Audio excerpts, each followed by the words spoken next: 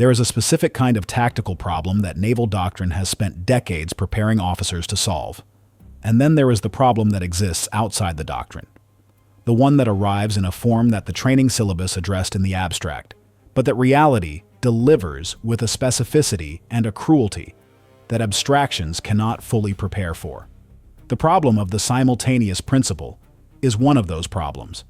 It is the problem that exists when a warship assigned to protect another vessel must divide its defensive resources between itself and the vessel it is protecting.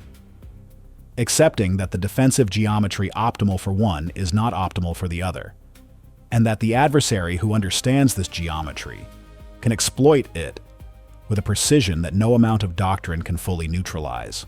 The Strait of Hormuz at 2 a.m. carries a traffic density that surprises people who have not seen it.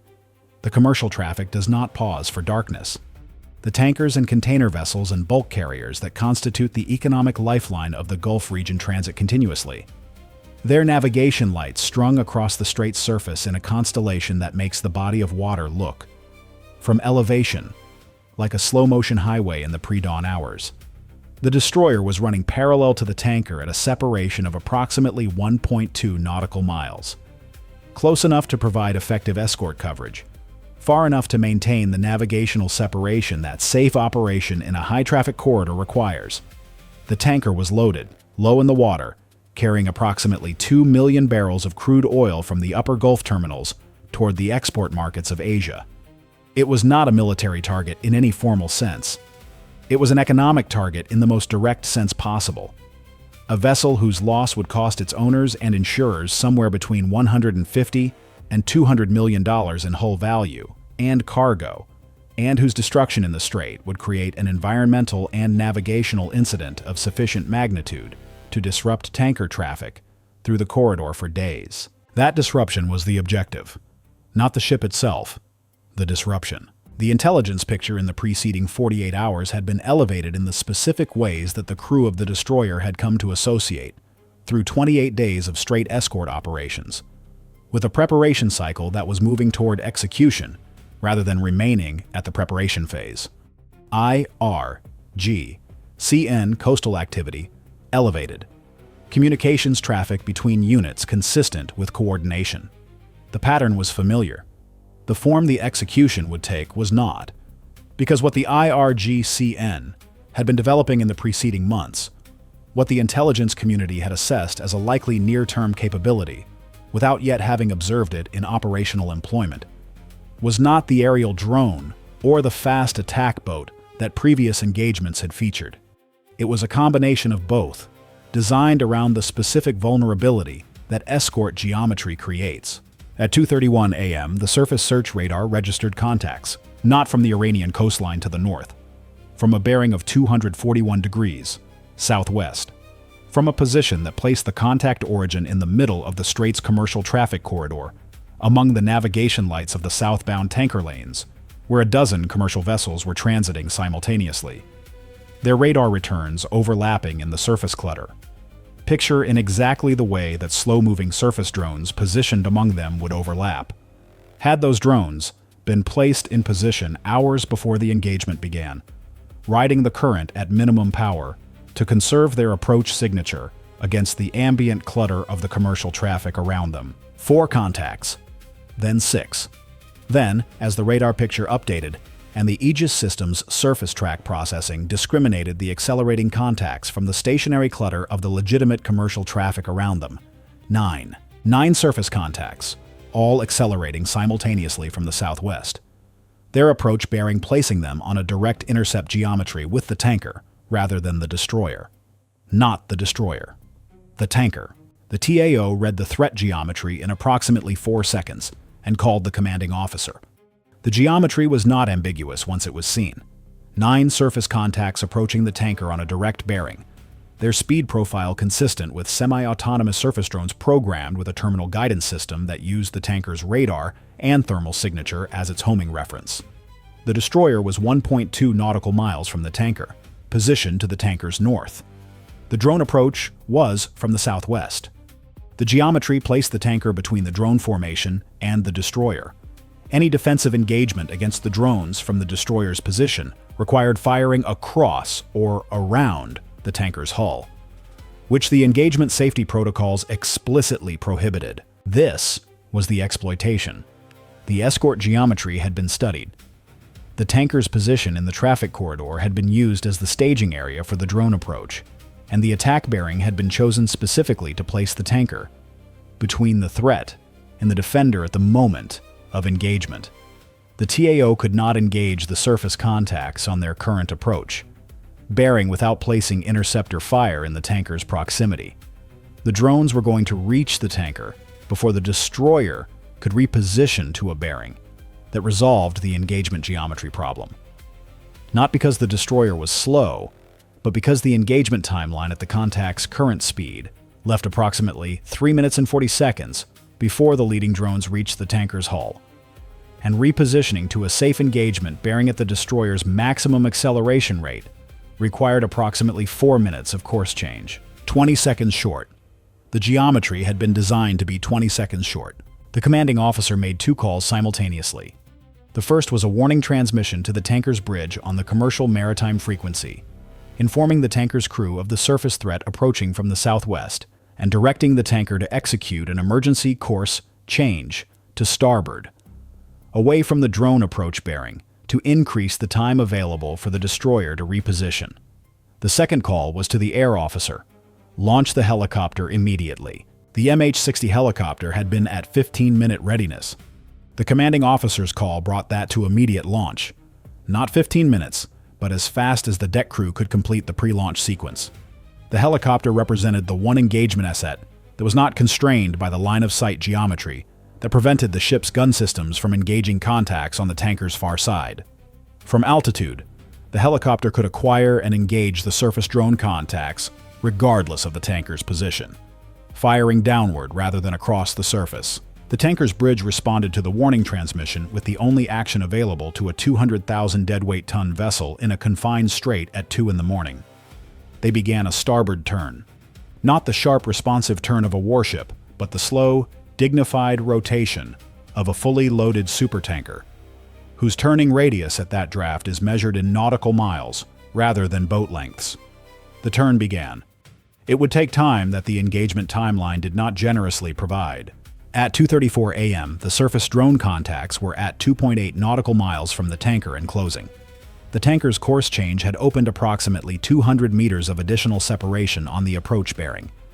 Not enough to resolve the engagement geometry, but enough to give the helicopter, which had lifted from the destroyer's flight deck at 2:33 a.m. and 40 seconds, slightly more time to close to engagement range from above. The helicopter's approach to the drone formation took 90 seconds. During those 90 seconds, the destroyer was executing its own repositioning at maximum available speed, cutting across the tanker's wake on a northwesterly course change designed to move the ship to a bearing from which its own surface weapon systems could engage the drone contacts without placing fire in proximity to the tanker. The repositioning was aggressive. The ship heeled significantly in the turn, the deck angle producing the specific kind of physical sensation in the CIC that reminds crew members the ship is a vessel and not a building, that the forces being applied to the hull are real and have real consequences for footing and handholds. Several operators braced against their console housings as the ship came around. The helicopter reached engagement range at 2:35 a.m. and 22 seconds. The drone contacts were at 1.9 nautical miles from the tanker. The helicopter's crew, operating with night vision equipment in the ambient darkness of the strait, the gas flare glow from the Iranian coastline, providing just enough ambient illumination to make the white bow waves of the accelerating surface drones visible against the dark water, began their engagement runs. The first engagement pass eliminated 2 contacts. The second pass, executed as the helicopter banked hard to reposition for the next firing angle, eliminated 1 contact. 3 of 9 eliminated, 6 remaining, 1.4 nautical miles from the tanker. The destroyer had not yet completed its repositioning. The geometry was still constrained. The commanding officer made the decision that would be debated in every after-action review and every tactical doctrine discussion that followed. He authorized the 25mm deck mount to engage the drone contacts at its current bearing. accepting the proximity risk to the tanker rather than allowing the contacts to close further while the repositioning continued.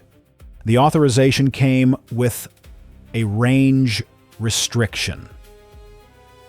Engage only contacts inside 1 nautical mile from the destroyer's current position, where the engagement geometry placed the fire angle at least 30 degrees clear of the tanker's hull position. The 25mm mount acquired 2 contacts that met the range and angle criteria and engaged both in rapid succession. Contact eliminated at 900 meters. Second contact eliminated at 740 meters. 2 more down. 4 remaining. 1.1 nautical miles from the tanker.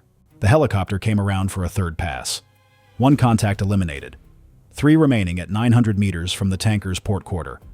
The tanker's course change had progressed far enough that the destroyer's repositioning, now nearly complete, had finally opened a firing geometry that cleared the tanker's hull position by sufficient margin to authorize CIWS engagement from the ship's position. The forward CIWS mount acquired 2 contacts simultaneously, at approximately 800 meters range from the destroyer, which placed the contacts at approximately 800 meters from the tanker's port quarter. The 2 vessels now separated enough by the tanker's course change that the engagement arc was clean. The mount engaged both contacts in a rapid paired burst sequence. Both contacts eliminated. 1 contact remaining. The last drone in the formation. It had separated from the main group during the helicopter's second engagement pass, braking slightly north of the primary approach, bearing on a course that placed it approaching the tanker's bow rather than its port quarter. A course deviation that had taken it momentarily out of the helicopter's engagement arc and delayed its engagement by approximately 30 seconds. 1 contact, 420 meters from the tanker's bow. Still closing. The helicopter crew reacquired the contact on their final approach bearing at 2:36 a.m. and 51 seconds. Engagement range marginal. The contact was inside the minimum safe standoff for the helicopter's door-mounted weapon at low altitude given the contact's proximity to the tanker's bow. Engaging at that range from that angle risked placing rounds in proximity to the tanker's forward structure if the contact was struck and debris deflected. The helicopter crew made the call in approximately 2 seconds. They came around to an approach angle that placed the engagement geometry parallel to the tanker's bow rather than across it, a firing angle that required them to fly their approach directly toward the contact's closing vector rather than intercepting it from the side. A more demanding targeting geometry that put the helicopter on a direct head-on approach with a surface contact moving toward it at 22 knots, 270 meters from the tanker's bow.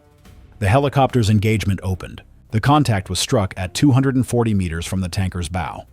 Its hull broke apart at a range close enough that the debris pattern, low-velocity composite and propulsion system fragments, scattered across the water surface ahead of the tanker's path.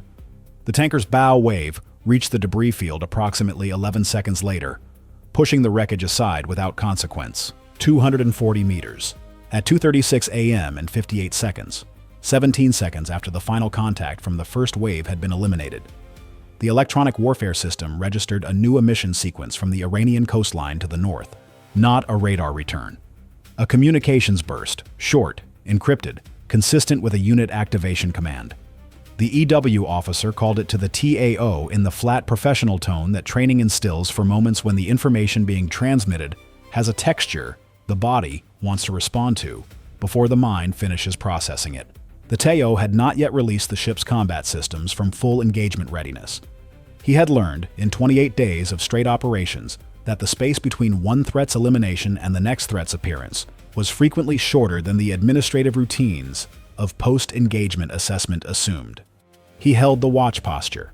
He was right to. At 2:37 a.m. and 12 seconds, the surface search radar picture showed new contacts. From the north, this time. From the Iranian coastline bearing. Not from the commercial traffic corridor where the first formation had staged, but from the shallow water coastal zone directly north of the strait's navigational lane, where a cluster of small islands and shoal areas created the same kind of radar clutter environment that the first formation had exploited from the southwest. 6 contacts. Accelerating. Their approach bearing placing them on a direct vector toward the destroyer's current position. Not the tanker. This time, the destroyer, The geometry had inverted. The first wave had gone for the tanker while the escort geometry constrained the defender. The second wave went for the destroyer while the crew was in post-engagement assessment mode, the helicopter recovering. The watch team's cognitive load elevated by the sustained, high-intensity demands of the preceding 5 minutes and 37 seconds. The adversary had designed a two-wave sequence. The first wave to test and demonstrate the escort geometry exploitation. The second wave, timed to arrive in the window of reduced alertness that follows a successfully defended engagement. The TAO made his calls in the time it took to exhale.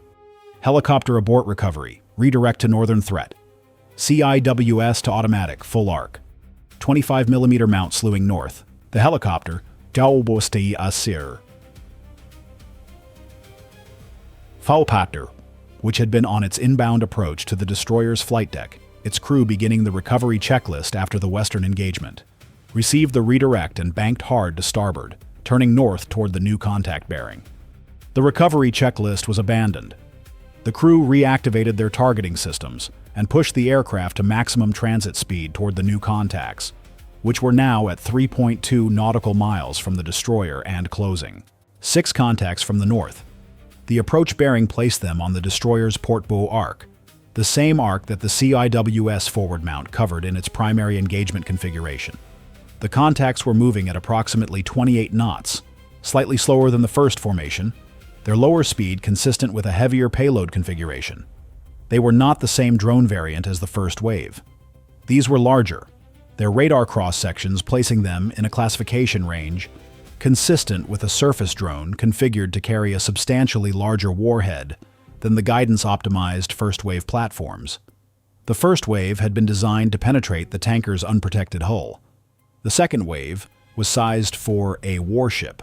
The forward CIWS mount acquired the lead contact at 2.1 nautical miles and opened fire. The burst connected cleanly. The contact's radar return collapsed at 1.9 nautical miles, its hull destroyed by the 20mm projectile stream, at a range where the engagement geometry was well within the mount's optimal performance envelope. The mount pivoted to the second contact in the queue. Second contact eliminated at 1.7 nautical miles. Third contact at 1.4 nautical miles. The CIWS engagement was proceeding with the mechanical efficiency of a system working well within its design parameters, against contacts approaching in a relatively predictable formation geometry.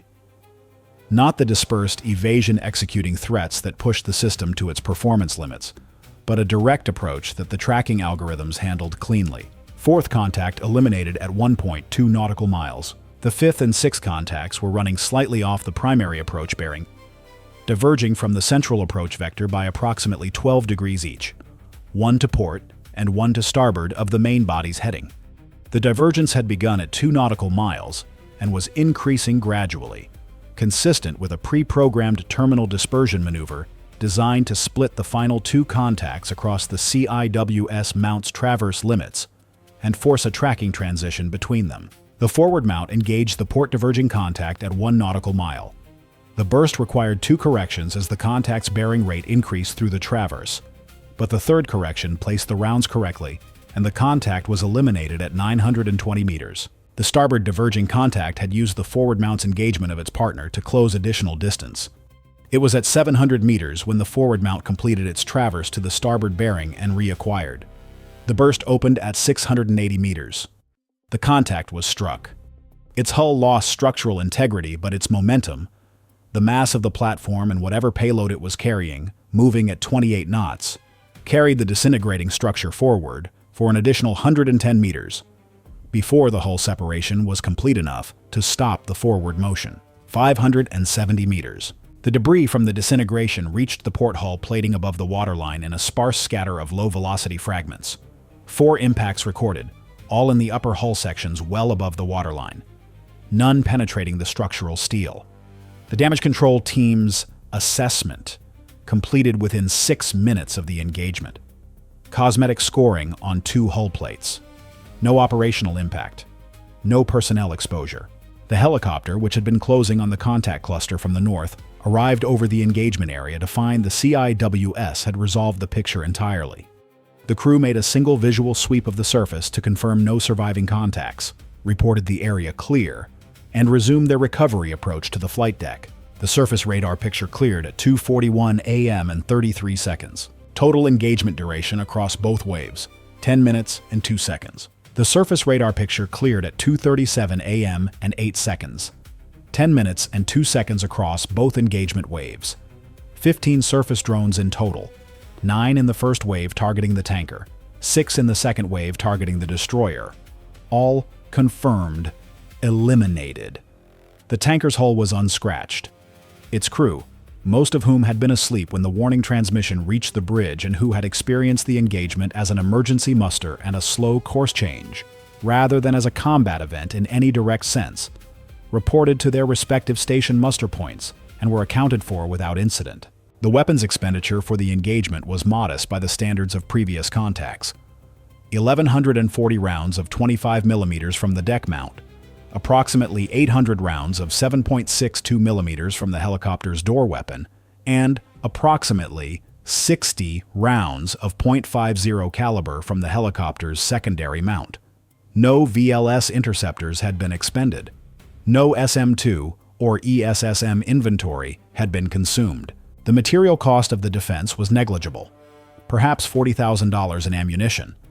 The material cost to the IRGCN of 9 surface drones, including their terminal guidance systems and their staging and coordination overhead, estimated at between $400,000 and $700,000, an engagement in which the attacker spent more than the defender, by a significant margin. The post-engagement analysis noted the favorable cost ratio, but focused on something more important. The geometry had worked. The 20-second window the attack was designed to create had existed exactly as planned. The engagement was won because the helicopter was airborne in time, and because the tanker's course change had opened just enough separation for the ship's own systems to contribute. Remove either factor, and the geometry closes to a point where the last drone reaches the tanker's hull before it can be stopped. The IRGCN had not reached the tanker, but they had proven the concept. The execution would be refined. The destroyer resumed its escort position on the tanker's northern beam. The helicopter was recovered, refueled, and returned to readiness. The threat report was drafted and transmitted. 1 tanker, unharmed. 1 destroyer, unharmed. 1 helicopter crew that had flown a head-on engagement approach at 240 meters of separation with a supertanker's bow structure directly behind the target, and had made the shot. The Strait does not distinguish between the difficult and the impossible. It only registers what was held and what was lost. This time, everything was held, by the margin of a helicopter at 15-minute readiness, a tanker crew that turned in time, and a door gunner who chose the harder angle, because the easier one would have risked the ship he was there to protect. The line was not just held. It was held for someone else. That is the harder kind of holding.